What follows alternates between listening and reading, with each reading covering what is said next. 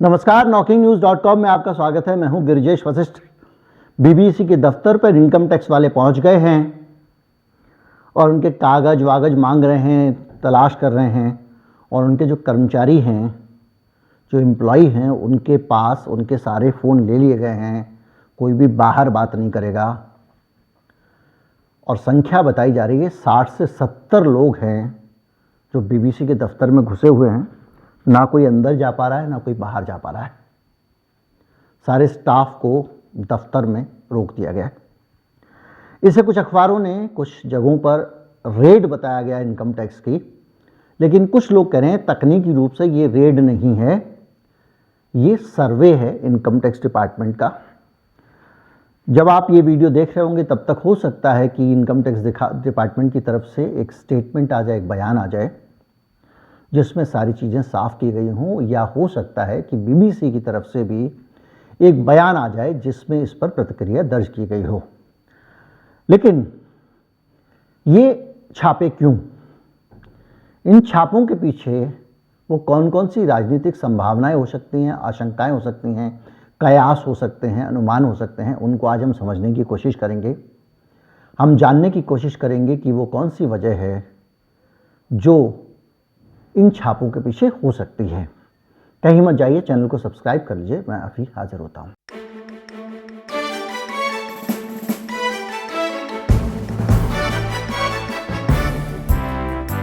हर चीज़ में कॉन्स्पिरेसी नहीं ढूंढनी चाहिए, हर चीज़ में आपको दूसरा पहलू नहीं ढूंढना चाहिए, हर चीज़ में आपको सरकार की चाल नहीं देखनी चाहिए। इस बात को अगर दिमाग में रख के हम ठंडे दिमाग से सोचें तो आपके दिमाग में एक चीज़ आती है कि क्या बीबीसी ने इनकम टैक्स की कोई चोरी की होगी?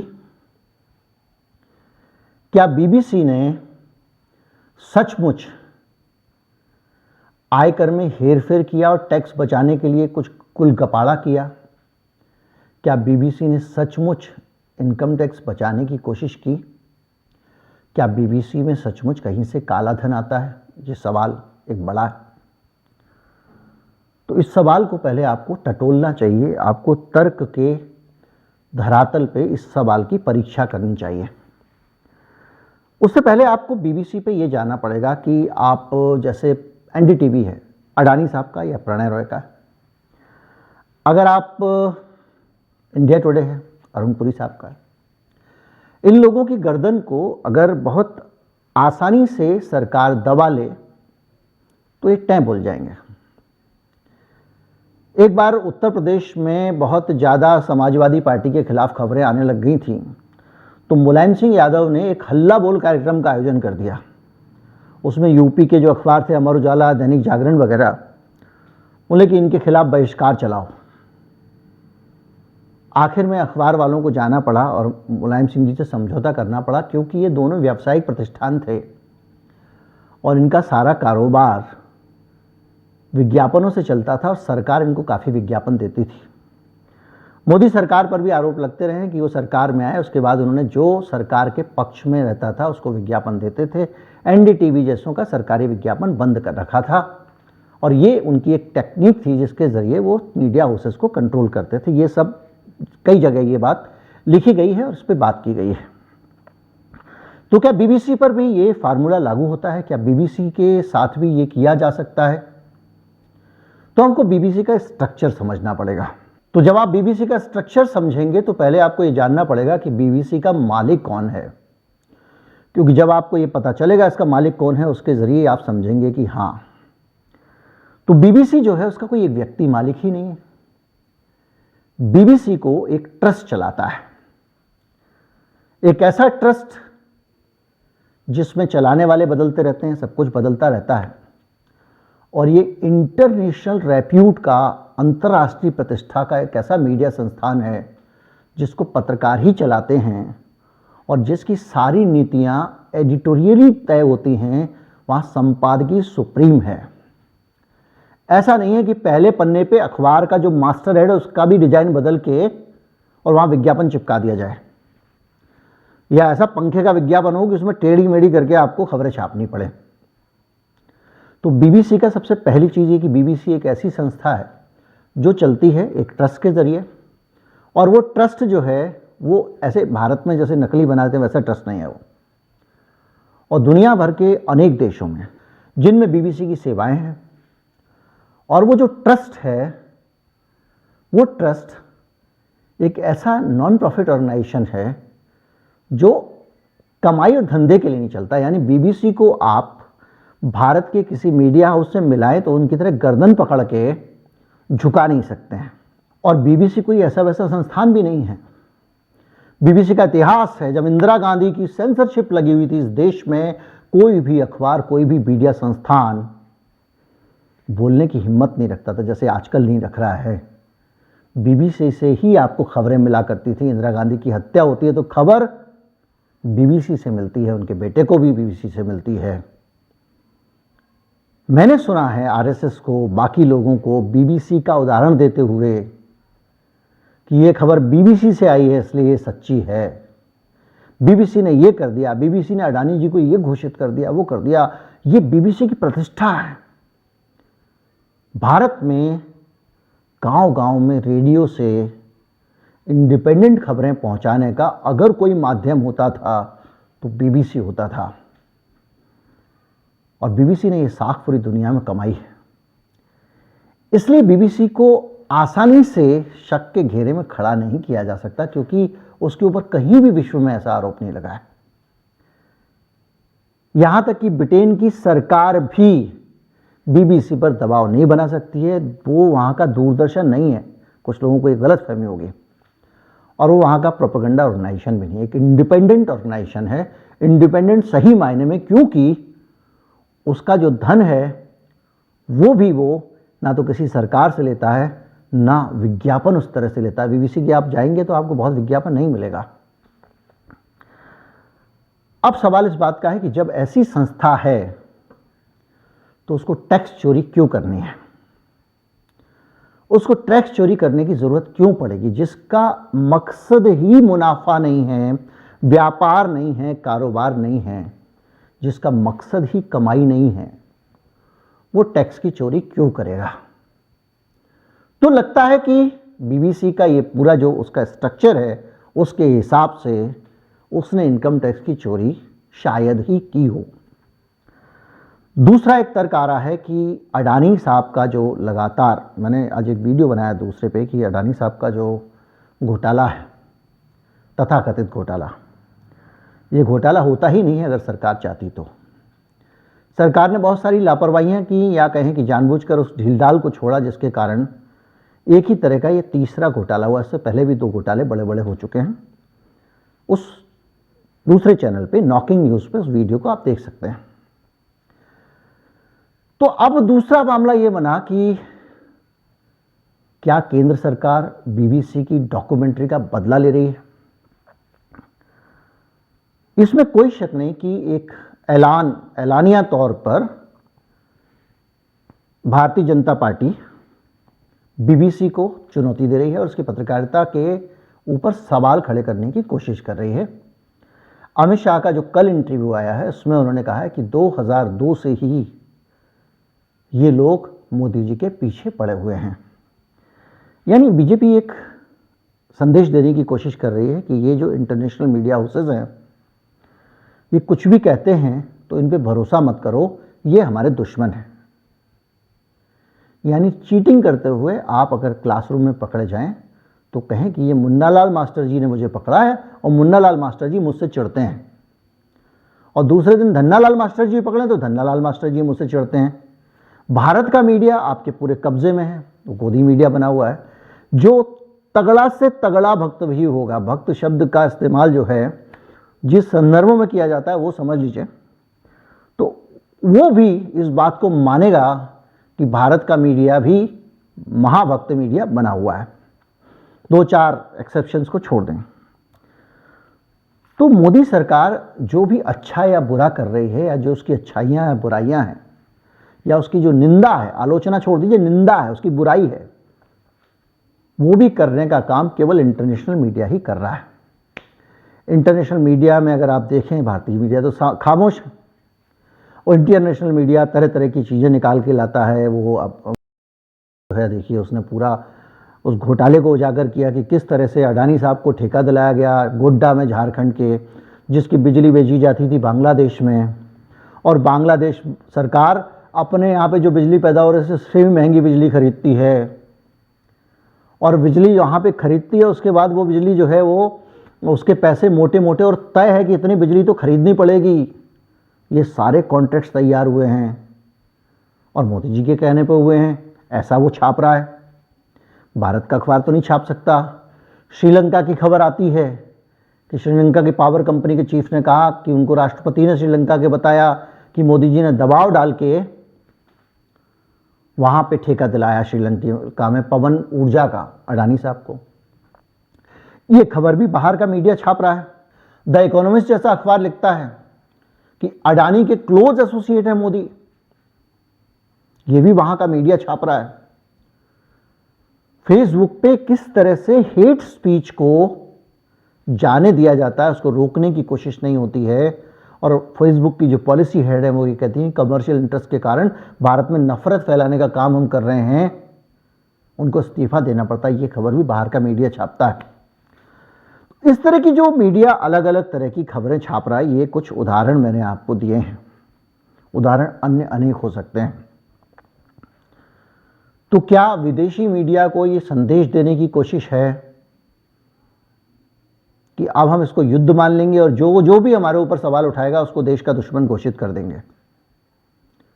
आपके पास जो 30% आपका डेडिकेटेड 30 से 40% जो आपका डेडिकेटेड व्यक्ति है, जो आपको ही देश मानता है, आपको ही राष्ट्र मानता है, उसको अपने साथ रखने के लिए इस तरह के आपको खतरे दिखाने ही पड़ेंगे।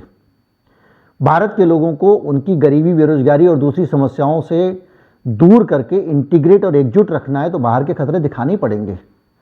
अमेरिका को भी दूसरे देशों के खतरे दिखाने पड़ते हैं, आतंकवाद के खतरे दिखाने पड़ते हैं, ताकि वो अपने लोगों को इंटीग्रेट रख सके। ये एक रणनीति है, पूरी दुनिया जानती है।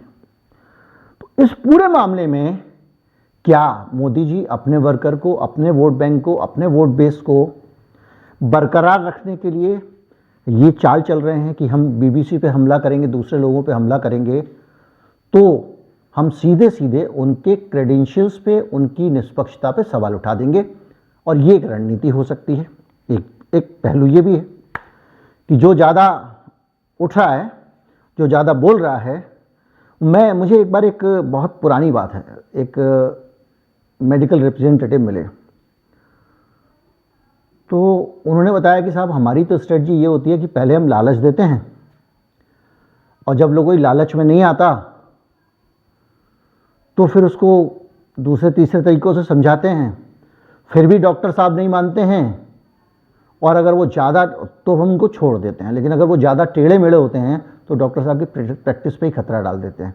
बोले कैसे करते हैं? उसने मुझे बताया कि आसपास के इलाकों में डॉक्टर साहब के कैरेक्टर के बारे में उल्टी सीधी बातें फैला दो, महिलाओं के साथ ढंग से व्यवहार नहीं करते, अपने आप ही ग्राहक आने बंद हो जाएंगे। यानी उनकी क्रेडिबिलिटी पे, उनकी साख पे सवाल खड़ा कर दो। ये तो एक फार्मा कंपनी है जो डॉक्टरों को करने के लिए करती है। ईडी देख रहे हैं आप, बहुत सारी दूसरी चीज़ें देख रहे हैं आसपास, और बहुत सारे आरोप लग रहे हैं। मैं तो किसी को भी वैलिडेट कर नहीं सकता हूँ, जो सुना हुआ है वो बता रहा हूँ, और वो भी मुझे लगता है कि भाई ये ऐसा हुआ होगा इसलिए आपको बता रहा हूँ, गलत भी लग सकता है। तो ये सारी चीज़ें जब आप देख रहे हैं तो इसके बीच में ये भी संभव है कि offence is the best defence.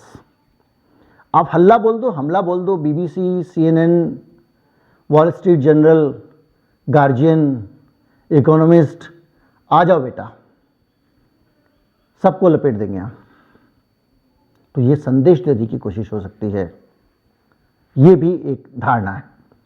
एक तीसरा पहलू और भी है, और वो ये है कि अडानी साहब के डूबने के बाद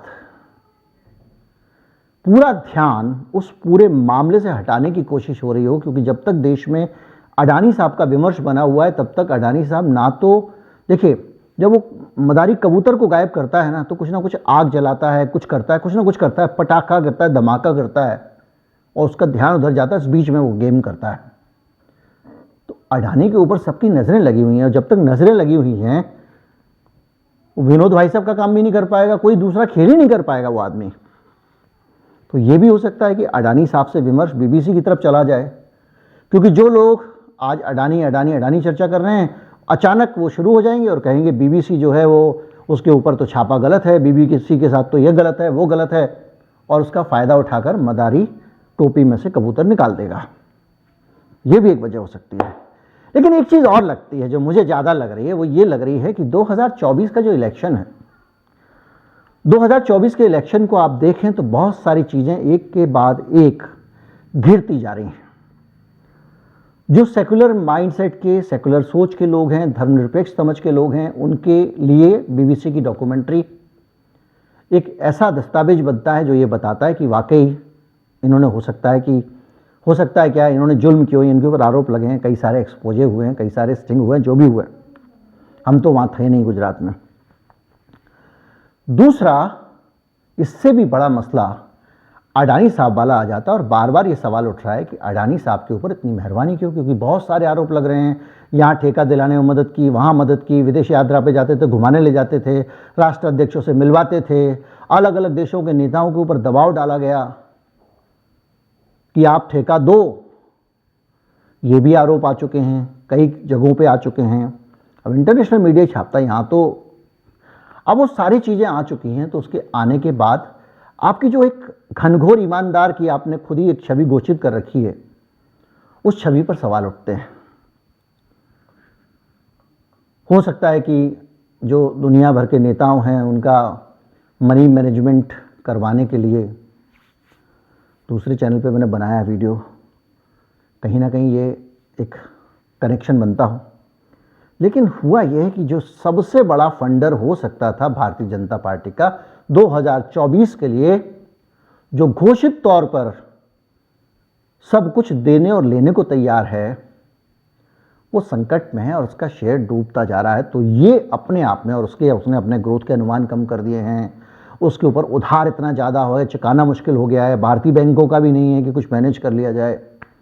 तो एक ये फ्रस्ट्रेशन हो सकता है कि एक तरफ से दबाव, एक तरफ से प्रेशर, दूसरी तरफ से तरह तरह की डॉक्यूमेंट्रियाँ, इंटरनेशनल कवरेज आ रहे हैं, घोटालों के आरोप लग रहे हैं, और ऐसे में जो सबसे बड़ा फंडर है वो खतरे में पड़ गया। और सिर्फ वो ही नहीं, जो दूसरे लोग भी पैसे बीजेपी को दे सकते हैं, उन सब की मार्केट की हालत भी खराब पड़ी हुई है। बाबा रामदेव का शेयर भी लुढ़कता चला जा रहा है, लुढ़कता चला जा रहा है। एकदम अडानी वाली रफ्तार है, थोड़ा बहुत कम ज़्यादा कर लीजिए। तो एक फ्रस्ट्रेशन हो सकता है, एक गुस्सा हो सकता है, लेकिन एक चीज़ सोचने वाली है जो सबसे बड़ी है कि अगर मोदी और शाह जैसे नेता जो बहुत ठंडे दिमाग से काम करते हैं, इसीलिए पूरी दुनिया को उन्होंने बहुत तरीके से काबू रखा हुआ है। याद कीजिए गुजरात के दंगों के बाद जब सबसे ज़्यादा जो आदमी घिरा हुआ था, जिसको कई देशों ने अपने देश में घुसने से रोक लगा दी थी, वो आदमी बीबीसी के इंटरव्यू में बैठ के कहता है कि आप हमको मत सिखाइए सेकुलरिज्म। वो जो कॉन्फिडेंस है वो ठंडे दिमाग से आता है। और आज अगर फ्रस्ट्रेशन के अंदर छापेमारी, और जैसे राहुल गांधी के ऊपर आरोप लगाया, वो जो सरनेम वाला आरोप था, इस तरह की चीज़ें ये बताती हैं कि कहीं ना कहीं जो एक मन की शांति है ना, वो खो रहे हैं। और अगर मन की शांति खो रहे हैं, और बीबीसी का ये उसमें एक उदाहरण है, तो फिर स्थितियां कुछ और दिख रही हैं। इसका मतलब और क्रैकडाउन हो सकता है, और गुस्से में जब आप चलते हो तो जो मिलता आप पीटते हो, जो आता लपेटते हो सकता है कुछ और चीज़ें हों, हो सकता है कुछ बड़े फैसले हों, हो सकता है कुछ और दमन हो, क्योंकि 2024 आने से पहले लोगों के हौसले शायद आलोचकों के कम करने में कामयाबी मिले, या हो सकता है कि कुछ कामयाबी मिले ना मिले, इनको मैं सबक सिखाऊंगा, कुछ भी हो सकता है। तो ये सारे के सारे पहलू हैं, इनमें से किसी को भी मैं ये नहीं कहता हूँ कि ये सोच सही है, मैं ये भी नहीं कहता हूँ ये सोच सही है। मुझे ऐसा लगता है, इसलिए मैंने कहा मुझे गलत भी लग सकता है, क्योंकि कई बार आपका अनुमान गलत भी हो जाता है। चाहूँगा मैं यही कि ऐसा ना हो, चाहूँगा मैं यही कि बीबीसी ने सचमुच कुछ गड़बड़ किया हो और मेरिट के बेसिस पे उस पर छापा पड़ा हो। क्योंकि साख बीबीसी की जाए, पत्रकारिता की जाए या देश की जाए, सरकार की साख से देश के साथ जुड़ी ही होती है। दोनों ही स्थितियां आम आदमी के लिए अच्छी नहीं है। उम्मीद करता हूँ वीडियो आपको अच्छा लगा होगा। अच्छा लगा हो तो ज़्यादा से ज़्यादा लोगों तक पहुँचाएं, चैनल को सब्सक्राइब कर लें। नमस्कार, जय हिंद।